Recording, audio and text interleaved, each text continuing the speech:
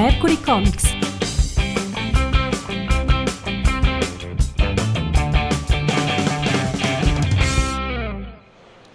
Ciao a tutti, questa è la prima parte, è l'introduzione della prima parte della giornata perché come sapete oggi, stamattina è andata in onda Frequenza Ludica, adesso va in onda Mercury Comics come da scritta qua dietro. Sempre da Lucca Comics Games 2025. Ebbene sì, tra poco ci sentirete parlare in inglese perché questa è l'unica parte che faremo in italiano perché a fianco a me c'è Kengo Kurimoto. Hi Kengo.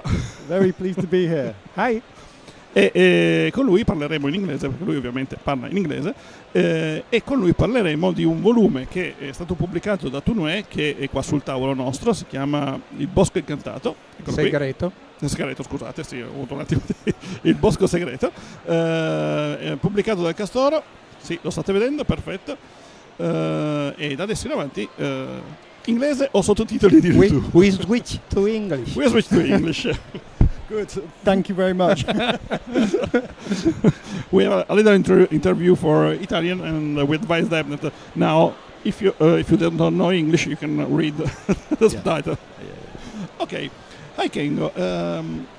It's a very beautiful story. We read this night because we have to read all the book that we introduce. Yeah. And why did you choose this particular story? Many reasons, really. It was a break from because I work in games, and it was a break from there, and I just wanted to take some time to slow down and just take in the beauty. I've always loved nature and always spent my time out there, but I thought I also had some friends who were very much into nature connection, and they have various techniques and things in order to just calm your mind and then just open up your senses.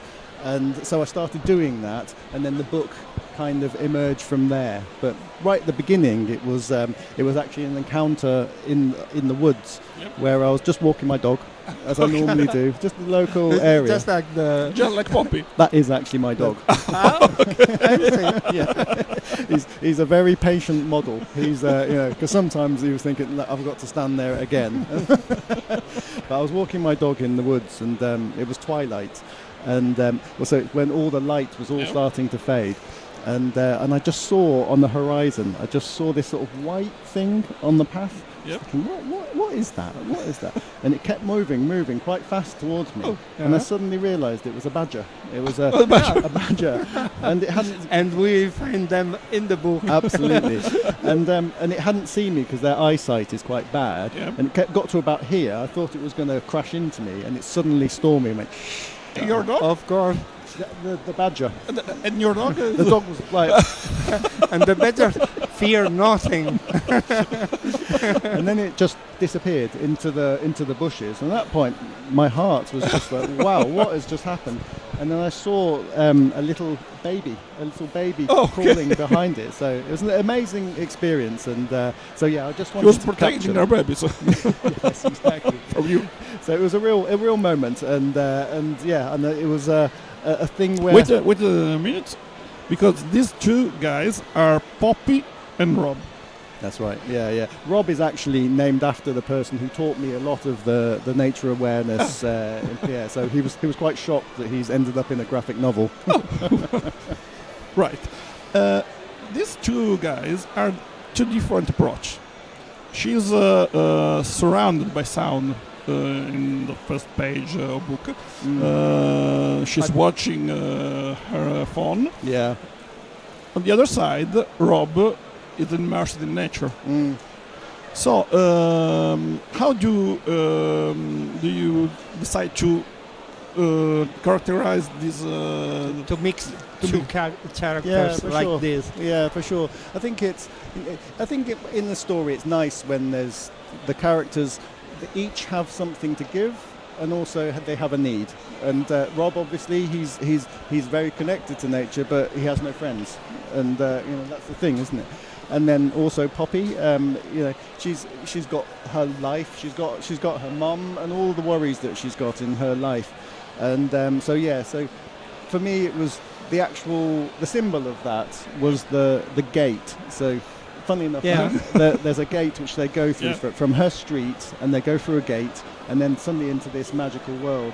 And that was actually inspired by something in my childhood where we just lived on a very normal estate, and there was this gate which you weren't allowed to go in, and we all went through there. There are parts of your life in this absolutely. book. I mean, and it was one of those things that I think it's important for me that, like, when it comes to experiencing nature, it's not necessarily in a big national park of beauty or somewhere. It can just be in near your home. Exactly. And that's what was special about that place, because once we gone under that gate into the forest, we could be in there for years, and just having such an amazing time. So I wanted to convey that. So it's not necessarily the most beautiful place. There's a rusty car and stuff like that, an abandoned car, and it was that, to get that feeling of that adventure. And you see the nature that takes back the car too, because there is the bird that stays on the car and looks at the girl. I think there is definitely a metaphor in that, isn't there? Where it's that's the thing, because sometimes I do worry about the state of the natural world and things, but it is an incredible power which will win in the end.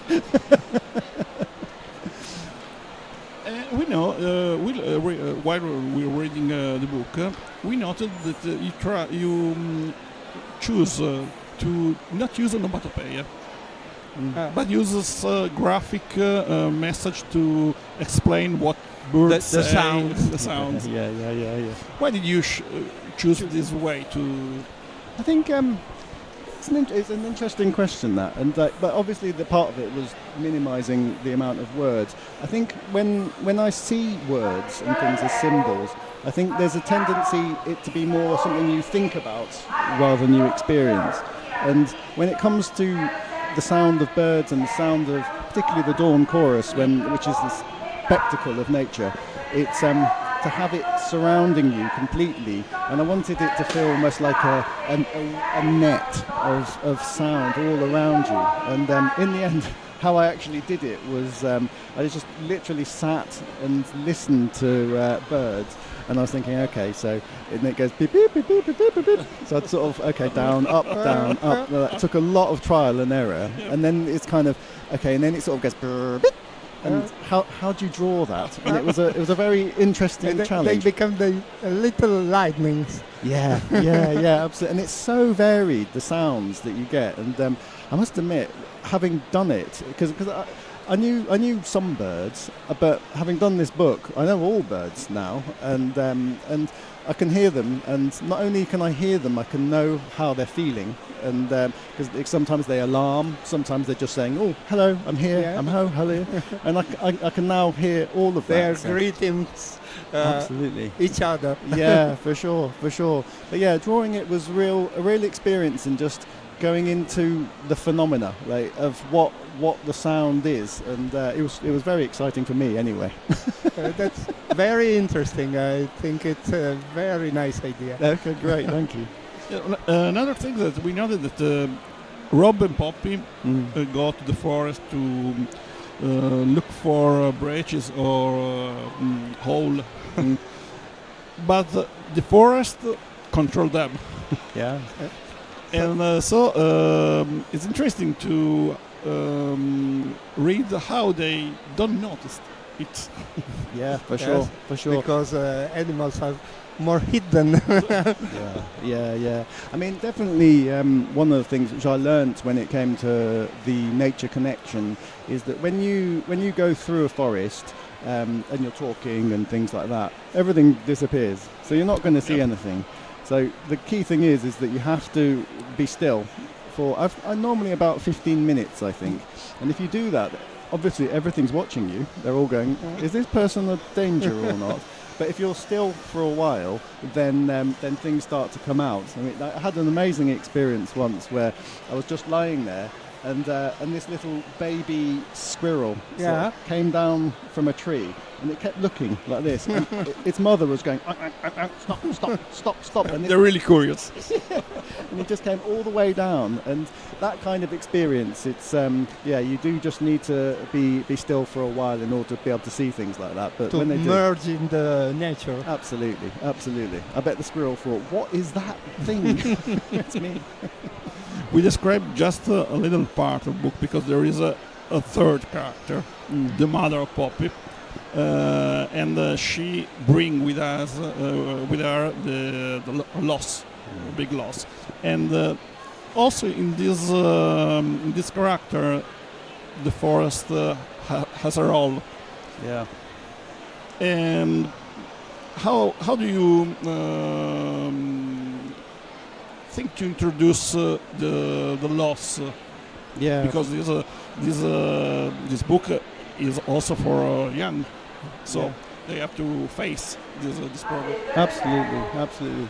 It's I mean, when I was doing it to begin with, it was very much about when you pay attention, you experience magic. That was my original idea. Just like I did with the badgers, it was just sort of like you've got life, and then suddenly it's like, no, life is much more beautiful than that, much more magical. So that was the original thing.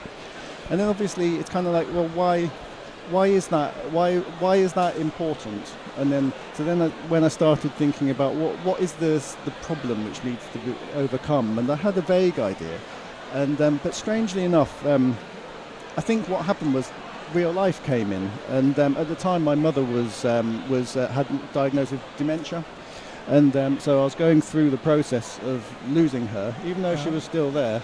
I was going through the process of that while I was writing this book, and I think that came through. So, and strangely enough, the characters, both the mum and the gran, were both based on my mother. So the gran in the book is someone who is very much already connected and all of that. Yeah. And the mum has lost her way. And when my mum was the one who introduced nature to me, she was a sort of person where she would always collect beautiful rocks and things like that, and display them in the house as if they were ornaments. That kind of person. And but at the same time, when we were sort of losing her to dementia, it was we would always take her out into the woods, and to see her face change, because dementia is a cruel disease, and sometimes I could really see her confused and suffering. I'd take her out into the woods, and her face would light up again, and it was really and to see that. So I think that's definitely transmitted into the book. And the nature can do the magic like with the deer. Absolutely. Yeah, I mean, I really remember when I would take her out, and she would say, "Oh, what's that flower there?" And then I'd explain to her, and then she'd say, "But what's that flower there?" And she'd just say the same thing because of her condition. But every time I explained, her face would light up. And actually, that was some of the best times I had with her, of just being able to see things afresh. It's not just, don't take things for granted, these things. You might have seen that tree before, but have a look at it again. And that was very important. In Italy, we take a step further. We say, "Oh, look at that flower. How could we cook it?" I like your thinking. Or the mushroom. Some of them are slightly dangerous. In Italy, you say us that you work usually in games. How is your routine when you work with games, and which different you find in working a comic book? Completely different. Absolutely. Yeah. I mean, I love games. I think I love technology. I love all of that stuff. It's it's amazing just what you can. It's so empowering when it works. When it doesn't work, it's awful. Really annoying to a level you just wouldn't believe. And then, but obviously, so taking a break to do something like a graphic novel was amazing in that You know, I've got no boss. I've got no other colleagues to fight with. All of those kind of things, and then it's calm time. Yeah, you know, I can just chill. But the problem with it is that you get existential crisis where you think this is all rubbish and I'm wasting my life. No. It's common for a lot of artists. And also, there is also no undo as well, because you know, it's sometimes when I was drawing things, I'd make a mistake and I'd almost reach for Control Z to undo, and it's, oh no, I don't have that. So where is the undo? Exactly. Just simple things. You draw a really good hand, and then but it's a little bit too far away or a bit too close, and then well, you have to draw the whole thing again. So. How much time did you use for it? The whole project. Yeah. I mean, it was over a number of years of kind of lots of iterations. I'd say that final copy there was about 6 months. 6 months of drawing. Yeah, not so long. Interestingly, that for me the drawing bit wasn't the hard bit. Finding what's it about and the soul of it took years. So it was a very long process overall, and I've never done anything like this before. So it was definitely a very steep learning curve. It was. I looked at some of my old drawings and things in the story, and it was so bad. It was. I'm so grateful to all my friends who read the versions and gave me feedback and things, because if I'd read that first version, I would have just said give up. But the thing that came out is very high quality. I think.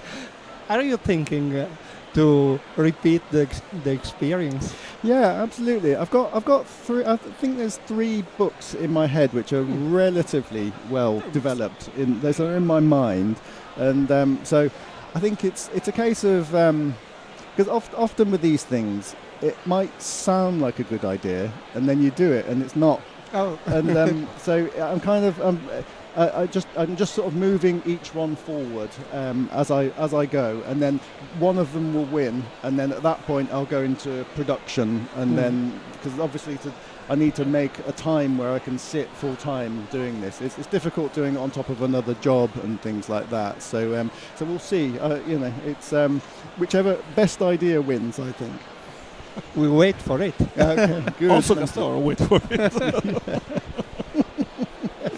Well, we are very happy to have you here. Yeah, thank you. So I've been enjoying it so much. It's amazing, this place. It really is. If I can, I've been tasked by the 2 VJs here doing interview to check if they were able to remember all the questions that we were thinking about to ask you. Okay. And we're missing one. And the one we're missing is of all the various locations that are depicted in the book, are they real? Are they taken from somewhere that you visited, or are they all fictional? They're all absolutely real, actually. Yeah. It's I always find that reality is just better, and they have nuances to them which I can't make up as well, I think. So when I was writing it, my studio was about 7 kilometers away, and I had to walk there back and forth, and it was the things that I would see. So it made walking very interesting, because I'd be thinking, oh, that's a perfect set. Oh, that's a great set as well. That's a great set. So it's a nice, fun way of. You take a picture? I did take lots of pictures. Yeah, for sure. Yeah, and also the chances of meeting some animal along the way become higher when you go out often as well. So they got into the book too. So thanks for all. As we say at the start, we read all the books. We appreciate a lot. This book won a lot of prize, so you can find it at Castoro, in Napoleone, or in every bookstore. Yeah. If I may, I think this part should be in Italian again. Accattatevillo. Switchiamo di nuovo in italiano, quindi questo libro ha vinto un sacco di premi. Andate allo stand del Castoro e andate ovviamente in qualunque libreria o fumetteria, lo troverete sicuramente. basta richiederlo se proprio il vostro fumettista di fiducia non l'avesse. E quindi thanks again and to the next. Bye.